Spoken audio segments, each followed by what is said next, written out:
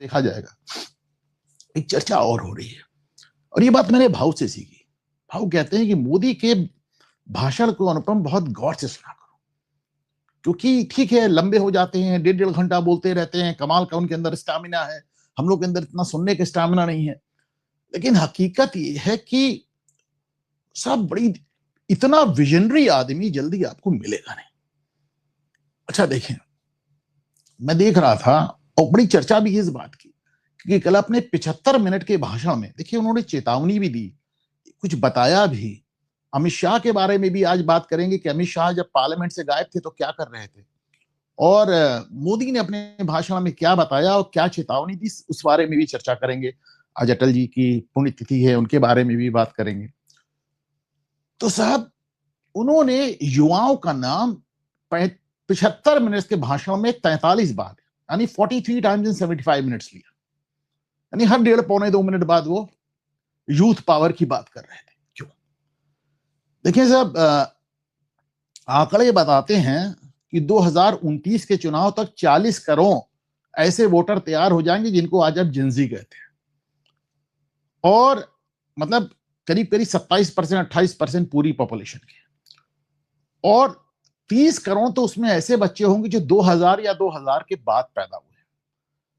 अब आप ये सोचें कि 2004 में कांग्रेस गवर्नमेंट आई और 2014 तक 10 साल उसने राज किया, तो यानी जो बच्चे 2004 में पैदा हुए होंगे या 2014 में पैदा हुए होंगे, मान लीजिए जब कांग्रेस गवर्नमेंट खत्म हुई, जब मोदी आए, तो भाई उनकी उम्र आज क्या होगी? 2014 वाले क्या 12 साल 10-12 साल के रहे होंगे।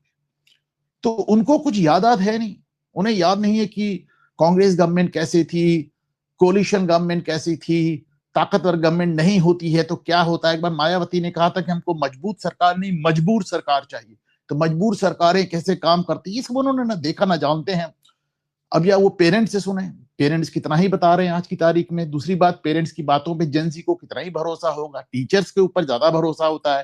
तो टीचर्स हमारे पास दिव्य कीर्ति, अवध ओझा और फैजल खान जैसे टीचर थे, ये क्या बता रहे हैं आप खुद ही सोच लीजिए।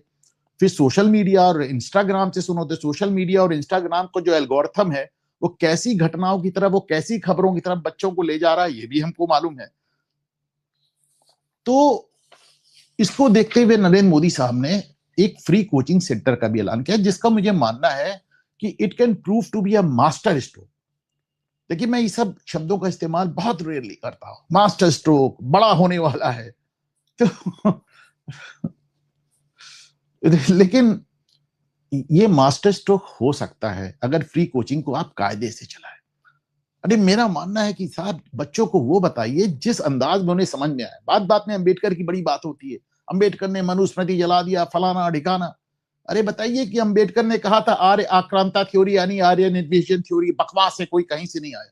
बताइए कि अंबेडकर ने कहा था कि ब्राह्मण भी आर्य है और दलित भी आर्य है, शूद्र भी आर्य, सब आर्य है।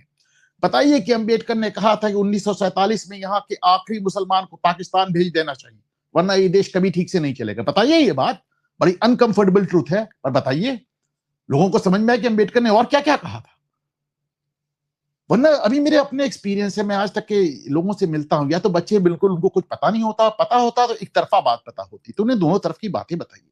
बताइए कि अंबेडकर ने कांग्रेस को लेके क्या कहा था, गांधी को लेके क्या कहा था, सावरकर को अंबेडकर ने कैसे बचाने का प्रयास किया, सब बताइए। सब तो आपको बताना पड़ेगा।